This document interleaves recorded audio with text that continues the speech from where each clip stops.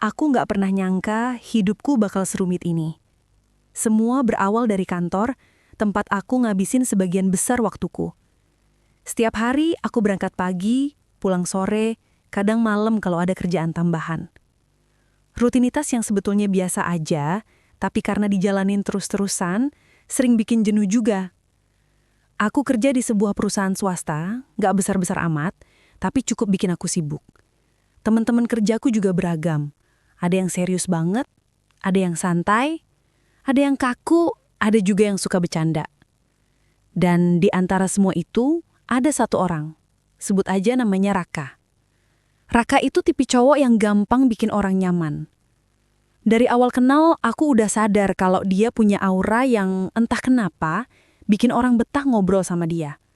Gayanya santai, gak pernah kelihatan buru-buru, tapi selalu nyelesain kerjaan tepat waktu.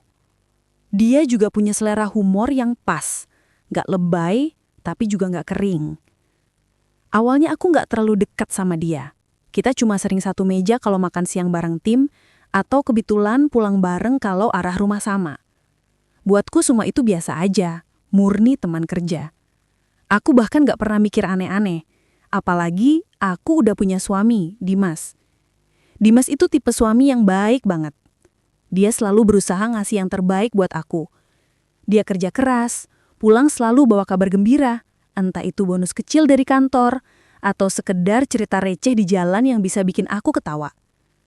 Bukan tipe romantis yang tiap hari kasih bunga atau coklat, tapi dia selalu nunjukin kalau aku prioritasnya. Jadi sebenarnya, nggak ada alasan buat aku cari perhatian dari orang lain. Tapi entah kenapa, perhatian kecil dari Raka bikin aku ngerasa dilihat lagi dengan cara yang berbeda. Awalnya sederhana. Raka sering nanya hal-hal kecil, yang sepele banget tapi terdengar manis. Udah makan belum? Atau hati-hati pulang ya? Kalimat yang mungkin kedengeran biasa aja, tapi saat aku lagi capek atau jenuh, itu rasanya nyegerin banget. Apalagi kalau lagi ada masalah kecil sama Dimas. Perhatian itu kayak jadi pelarian singkat buat aku. Aku tahu seharusnya nggak boleh ngerasa gitu. Tapi perasaan manusia kadang susah diatur. Hari demi hari, obrolan kita makin intens. Dari chat kerjaan yang tadinya cuma seputar laporan atau deadline, lama-lama nyeret ke topik pribadi. Dari sekedar nanyain kabar, jadi curhat tentang capeknya kerja, tentang keluarga, sampai masalah pribadi yang kadang nggak aku ceritain ke orang lain. Lalu entah kapan mulainya, candaan gombal mulai muncul. Raka sering lempar kalimat yang bikin pipiku panas, meski aku coba balas dengan tawa atau pura-pura nggak serius. Tapi jauh dalam hati, aku merasa senang. Aku tahu itu awal dari salah langkah. Karena sekali aku buka celah buat rasa nyaman dari orang lain, susah banget buat nutupnya lagi. Kadang aku mikir, kenapa bisa gini? Aku punya suami yang baik, rumah yang nyaman, kehidupan yang bisa dibilang cukup. Tapi di balik semua itu, ada ruang kosong yang ternyata bisa diisi orang lain. Bukan karena Dimas kurang perhatian, tapi mungkin karena aku sendiri yang sering ngerasa butuh sesuatu yang beda. Perhatian kecil yang datang dari orang baru bikin aku merasa muda lagi, merasa dihargai dengan cara lain. Satu malam, aku masih ingat banget, aku lagi rebahan di kamar sambil main HP. Dimas sudah tidur duluan karena capek kerja. Notifikasi chat masuk, dan tentu aja dari Raka. Isinya cuma singkat, lagi apa? Aku senyum kecil, lalu balas, rebahan, kamu? Dari situ obrolan ngalir panjang. Kita ngobrolin hal-hal receh, mulai dari kerjaan, film, sampai keinginan masing-masing.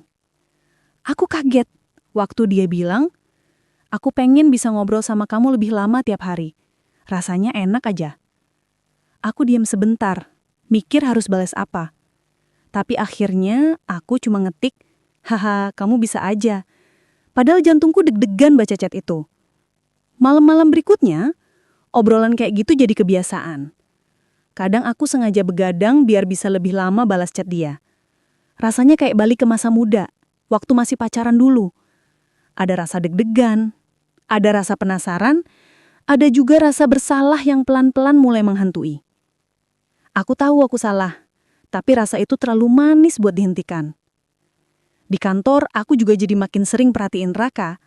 Gimana dia kerja, gimana dia tertawa, bahkan cara dia ngeliat aku. Kadang tatapan itu bikin aku salah tingkah. Ada momen waktu kita lagi rapat, mata kita ketemu sebentar, lalu dia senyum kecil. Aku langsung buru-buru alihin pandangan, tapi dalam hati aku meleleh. Aku jadi makin sadar hubungan kita udah nggak sekedar teman kerja. Ada sesuatu yang berkembang pelan-pelan. Aku nggak tahu itu cinta atau cuma rasa kagum. Yang jelas, aku udah nggak bisa lagi bilang kalau aku cuma iseng. Karena ternyata, keisengan itu udah jadi sesuatu yang lebih serius. Satu kali aku pulang bareng dia. Waktu itu hujan deras, dan aku lupa bawa payung. Kebetulan mobil dia parkir dekat pintu lobi, sedangkan aku harus jalan lumayan jauh ke parkiran. Dia nawarin, aku anterin aja, sekalian searah kan? Aku ragu sebentar, tapi akhirnya aku ikut juga. Di mobil, suasana hening sebentar. Cuma suara hujan di kaca yang kedengeran. Lalu dia bilang pelan, "Aku seneng bisa bareng kamu gini." Aku nggak tahu harus jawab apa. Jadi aku cuma senyum kecil, pura-pura fokus ke jalan. Tapi hatiku berdebar kenceng. Itu pertama kalinya dia ngomong langsung, bukan lewat chat. Malam itu, aku nggak bisa tidur. Aku bolak-balik mikirin perkataannya, mikirin perasaanku, dan mikirin Dinas yang tidur pulas di sebelahku. Rasa bersalah mulai menumpuk.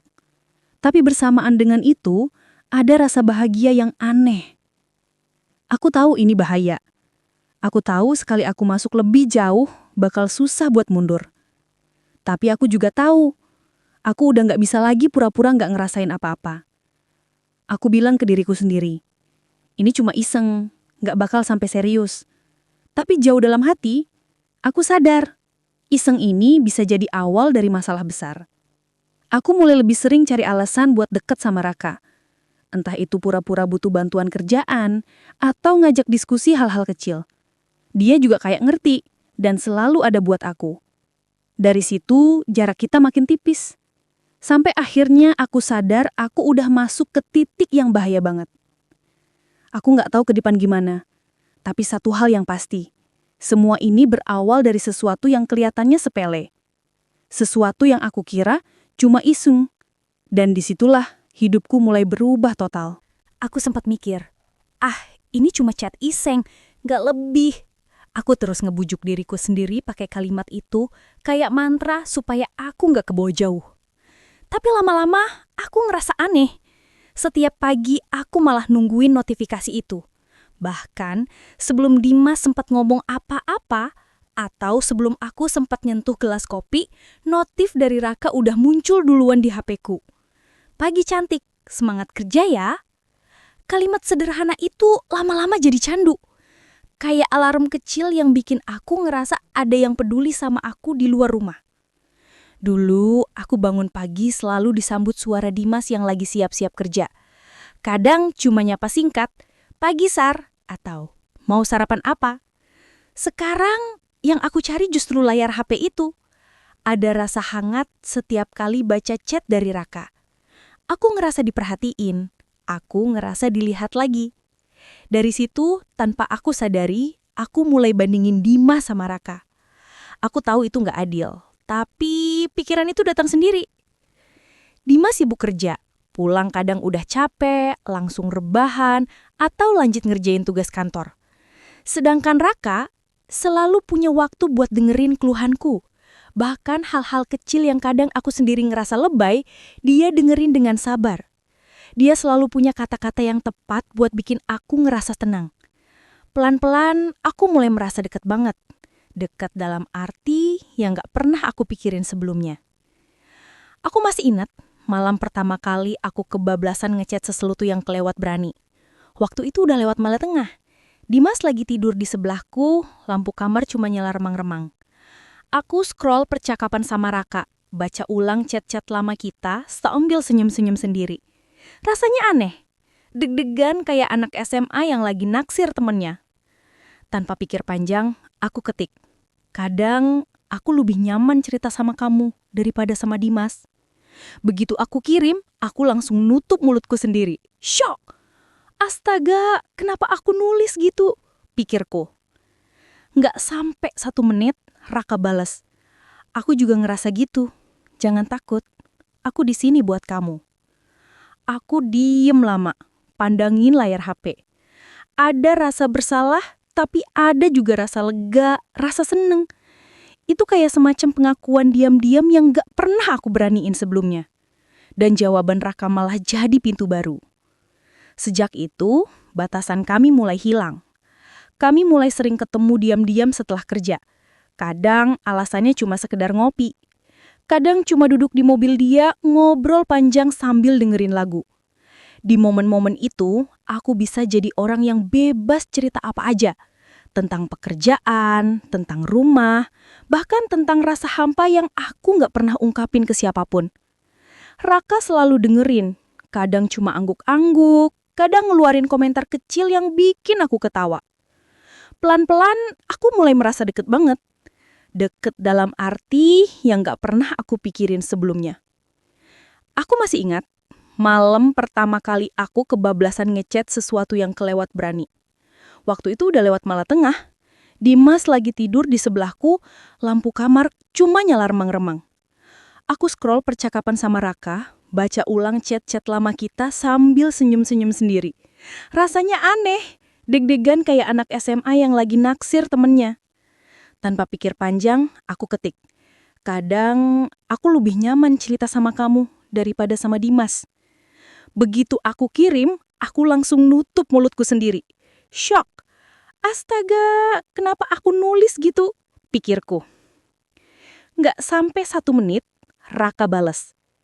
Aku juga ngerasa gitu. Jangan takut. Aku di sini buat kamu. Aku diem lama, pandangin layar HP. Ada rasa bersalah, tapi ada juga rasa lega, rasa senang. Itu kayak semacam pengakuan diam-diam yang gak pernah aku beraniin sebelumnya. Dan jawaban Raka malah jadi pintu baru. Sejak itu, batasan antara kami mulai hilang. Kami mulai sering ketemu diam-diam setelah kerja. Kadang alasannya cuma sekedar ngoti. Kadang cuma duduk di mobil dia ngobrol panjang sambil dengerin lagu. Di momen-momen itu, aku bisa jadi orang yang bebas cerita apa aja. Tentang pekerjaan, tentang rumah, bahkan tentang rasa hampa yang aku nggak pernah ungkapin ke siapapun. Raka selalu dengerin. Kadang cuma angguk-angguk, kadang ngeluarin komentar kecil yang bikin aku ketawa. Pelan-pelan, aku mulai merasa dekat banget. Dekat dalam arti yang gak pernah aku pikirin sebelumnya. Aku masih ingat, malam pertama kali aku kebablasan ngechat sesuatu yang kelewat berani. Waktu itu udah lewat malam tengah. Dimas lagi tidur di sebelahku, lampu kamar cuma nyala terang-ramang. Aku scroll percakapan sama Raka, baca ulang chat-chat lama kita sambil senyum-senyum sendiri. Rasanya aneh, deg-degan kayak anak SMA yang lagi naksir temennya. Tanpa pikir panjang, aku ketik. Kadang, aku lebih nyaman cerita sama kamu daripada sama Dimas. Begitu aku kirim, aku langsung nutup mulutku sendiri. Shock! Astaga, kenapa aku nulis gitu? Pikirku. Nggak sampai 1 menit, Raka bales. Aku juga ngerasa gitu. Jangan takut, aku di sini buat kamu. Aku diem lama, pandangin layar HP. Ada rasa bersalah, tapi ada juga rasa lega, rasa seneng. Itu kayak semacam pengakuan diam-diam yang gak pernah aku beraniin sebelumnya. Dan jawaban Raka malah jadi pintu baru. Sejak itu, batasan antara kami mulai hilang. Kami mulai sering ketemu diam-diam setelah kerja. Kadang alasannya cuma sekedar ngopi. Kadang cuma duduk di mobil dia, ngobrol panjang sambil dengerin lagu. Di momen-momen itu, aku bisa jadi orang yang bebas cerita apa aja. Tentang pekerjaan, tentang rumah, bahkan tentang rasa hampa yang aku nggak pernah ungkapin ke siapapun. Raka selalu dengerin, kadang cuma angguk-angguk, kadang ngeluarin komentar kecil yang bikin aku ketawa. Pelan-pelan, aku mulai merasa deket banget. Deket dalam arti yang nggak pernah aku pikirin sebelumnya. Aku masih ingat, Malam pertama kali aku kebablasan ngechat sesuatu yang kelewat berani. Waktu itu udah lewat malam tengah. Dimas lagi tidur di sebelahku, lampu kamar cuma nyala remang-remang. Aku scroll percakapan sama Raka, baca ulang chat-chat lama kita sambil senyum-senyum sendiri. Rasanya aneh, deg-degan kayak anak SMA yang lagi naksir temennya. Tanpa pikir panjang, aku ketik. Kadang aku lebih nyaman cerita sama kamu daripada sama Dimas. Begitu aku kirim, aku langsung nutup mulutku sendiri. Shock. Astaga, kenapa aku nulis gitu? Nggak sampai 1 menit, Raka bales. Aku juga ngerasa gitu. Jangan takut, aku di sini buat kamu. Aku diem lama, pandangin layar HP. Ada rasa bersalah, tapi ada juga rasa senang, rasa lega. Itu kayak semacam pengakuan diam-diam yang gak pernah aku beraniin sebelumnya. Dan jawaban Raka malah jadi pintu baru. Sejak itu, batasan kami mulai hilang. Kami mulai sering ketemu diam-diam setelah kerja. Kadang alasannya cuma sekedar ngopi. Kadang cuma duduk di mobil dia ngobrol panjang sambil dengerin lagu. Di momen-momen itu, aku bisa jadi orang yang bebas cerita apa aja.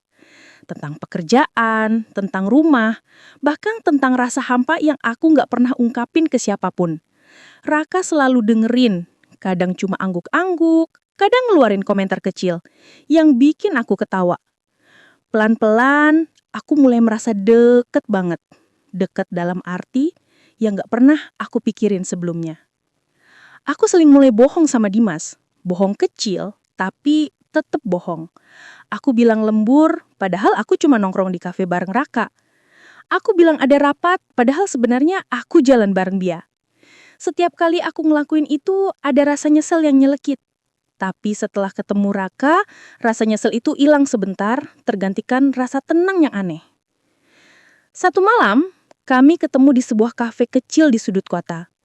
Tempatnya agak sepi, lampunya temaram, ada musik akustik yang pelan-pelan nyusup ke telinga. Aku duduk di depannya sambil mainin sedotan kopi. Dia ngeliatin aku lama, terus bilang, "Aku senang, kamu mau ketemu aku gini." Aku cuma senyum tipis, gak berani ngomong apa-apa. Lalu dia tambahin pelan, "Aku janji, gak akan nyakitin kamu." Kalimat itu bikin aku gemeter. Aku tahu itu cuma kata-kata. Aku tahu gak ada yang bisa janji di situasi kayak gini. Tapi aku pengen percaya. Aku pengen ada di tempat di mana aku merasa diperhatiin.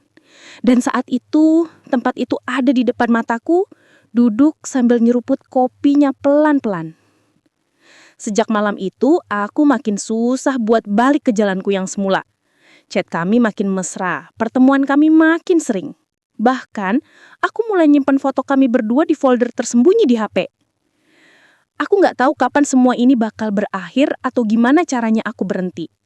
Yang aku tahu, aku udah terjebak di lingkaran ini. Lingkaran yang awalnya aku kira cuma iseng, tapi ternyata jadi jerat yang susah banget dilepasin.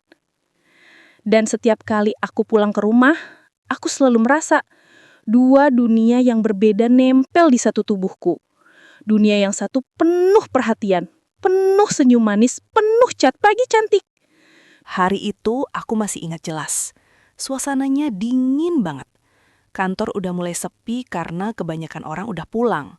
Hanya beberapa meja yang masih menyala lampunya, termasuk mejaku. Aku lagi ngerjain laporan yang deadline-nya mepet, sambil sesekali ngelirik jam tangan. Rasanya udah capek banget, tapi laporan itu harus kelar. Raka juga masih ada, duduk di pantry sambil sibuk ngetik sesuatu di laptopnya. Dari tadi, dia beberapa kali nengok ke arahku, lalu ngangkat alis sambil senyum, kayak mau bilang, "Semangat, bentar lagi kelar." Sekitar jam 9 malam, akhirnya aku nyerah duluan. Mataku udah berat, pikiranku juga berantakan. Aku berdiri, jalan ke pantry buat ambil minum. Dan di sana, Raka lagi duduk santai sambil makan gorengan. Dia langsung nawarin, "Sini dong duduk dulu, capek banget kelihatannya." Aku tarik kursi dan duduk di sampingnya. Rasanya aneh. Suasana kantor yang biasanya rame sekarang sepi banget. Cuma suara kulkas kecil dan tawa kita yang kedengeran. Obrolan ngalir begitu aja. Dari kerjaan yang nyebelin, bos yang suka bikin ribet, sampai candaan-candaan receh yang bikin aku ngakak, padahal gorengan hampir nyangkut di tenggorokan. Di tengah suasana yang ringan itu, aku ambil HP. Entah kenapa, jari-jariku gatal buat ngetik sesuatu yang selama ini cuma aku pendam. Tanpa mikir panjang, aku kirim chat ke Raka. Andai aja kamu bukan teman kerjaku, mungkin aku udah pilih kamu dari dulu. Begitu pesannya terkirim, jantungku langsung deg-degan gak karuan. Rasanya kayak baru loncat dari tebing tanpa tali pengaman. Aku tatap layar, nunggu balesan. Beberapa detik kemudian, Raka bales. Aku juga mikir hal yang sama. Tapi ya udahlah, jalanin aja kayak gini. Aku sempat senyum kecil baca balasan itu. Perasaan campur aduk antara lega dan makin deg-degan. Tapi kebahagiaan itu cuma sebentar. Karena tiba-tiba aku sadar ada notifikasi baru masuk di HP. Saat aku cek lagi riwayat chat, mataku langsung melebar. Ternyata chat panjang yang tadi aku ketik buat Raka salah terkirim ke Dimas. Aku langsung panik luar biasa. Rasanya darahku turun ke kaki. Tangan gemeteran, keringat dingin ngalir di pelipis. Aku langsung pencet tombol hapus untuk semua orang. Tanganku bergetar, jantungku kayak mau copot. Notifikasi pesan dihapus muncul loh. Tapi aku tahu itu udah telat. Dimas udah online. Centang 2 biru udah kelihatan. Dia udah baca. Aku diam di kursi, gak bisa gerak. Rasanya pengen nangis teriak sekencang-kencangnya. HP di tanganku berasa berat banget. Aku nungguin balasan dari dia. Tapi gak ada apa-apa. Hanya status online yang berubah jadi lasin. Malam itu, Dimas gak balas satu kata pun. Aku nyoba ngelesin dengan cara kirim chat lain. Salah kirim. Itu bukan buat kamu, Mas. Tapi gak ada respon. Aku coba nelpon, tapi deringnya panjang, tanpa diangkat. Pulang ke rumah malam itu, aku deg-degan setengah mati. Di mobil aku gak bisa mikir jernih. Rasanya perutku mual, kepala pusing, tangan dingin. Aku bahkan sempat kepikiran buat gak pulang dulu. Tapi itu justru bikin keadaan makin buruk. Akhirnya, aku nekat balik juga. Begitu buka pintu rumah, suasana hening banget. Lampu ruang tamu masih nyala, tapi Dimas gak ada di situ. Aku jalan pelan ke kamar dan nemuin dia udah tiduran. Matanya merem, tapi aku yakin dia gak tidur. Aku bisa ngerasain hawa dingin dari tubuhnya. Hawa yang beda banget dari biasanya. Aku pelan-pelan taruh tasku, ganti baju, lalu rebahan di sampingnya. Aku coba buka percakapan. Mas, tadi aku beneran salah kirim. Aku lagi chat sama temen, bukan maksudnya buat kamu. Suaraku pelan banget, hampir kayak bisikan. Tapi dia gak buka mata, gak jawab apa-apa. Hanya nafasnya yang berat dan panjang. Aku makin ngerasa bersalah. Malam itu aku gak bisa tidur sama sekali. Aku bolak-balik berkali-kali nengok ke arah Dimas. Tapi dia tetap diam, seolah-olah aku gak ada di situ. Rasanya lebih menyakitkan daripada kalau dia marah-marah. Sejak malam itu aku tahu segalanya gak bakal sama lagi. Sekalipun Dimas belum ngomong apa-apa, aku bisa ngerasain jarak yang mulai muncul di antara kita. Dan jarak itu bukan karena dia gak tahu, justru karena dia tahu tapi milih diam. Diam yang terasa lebih menakutkan daripada kemarahan apapun. Besok paginya, suasana rumah rasanya aneh. Dimas tetap bangun seperti biasa. Mandi, lalu duduk di meja makan. Aku udah siapin sarapan, tapi rasanya kayak rutinitas yang hambar. Biasanya dia masih sempat bercanda, minimal nanya aku mau ngapain hari itu. Tapi pagi itu, suaranya dingin, seadanya. Makan? Itu aja yang keluar dari mulutnya. Aku duduk di hadapannya, berusaha nyari topik obrolan, tapi tatapannya menusuk tanpa kata. Bikin aku salah tingkah. Sendok di tanganku sampai gemeteran. Aku berusaha meyakinkan diri, mungkin dia cuma capek. Mungkin semalam aku terlalu lebay mikirin reaksinya. Tapi hatiku tetap gak tenang. Dan ternyata malamnya semua kebongkar. Kami duduk di kamar. Aku lagi pura-pura baca buku di kasur. Dimas masuk, wajahnya datar, tanpa ekspresi. Tiba-tiba dia nyodorin HT ke aku. Ini maksudnya apa? Suaranya tenang, tapi dingin banget. Jauh dari nada biasanya. Aku refleks nengok ke layar. Jantungku langsung berhenti sepersekian detik. Di sana ada screenshot chatku sama Raka. Chat yang gak seharusnya dia lihat. Chat penuh rayuan, perhatian, sampai emotikon yang jelas-jelas beda dari sekadar teman kerja. Aku langsung lemas rasanya, lututku gak kuat lagi menyangga tubuh. Aku bahkan gak tahu gimana dia bisa dapat itu. Siapa yang ngirim? Raka. Gak mungkin, dia terlalu hati-hati. Atau ada orang kantor yang iseng. Atau mungkin Dimas emang udah curiga dari lama dan diam-diam mentengin HP-ku. Tanganku gemeteran, air mata langsung jatuh tanpa bisa aku tahan. Aku salah, Mas. Aku beneran nyesel. Aku gak pernah kepikiran ninggalin kamu. Aku ngerasa sepi. Suaraku pecah, hampir gak kedengeran.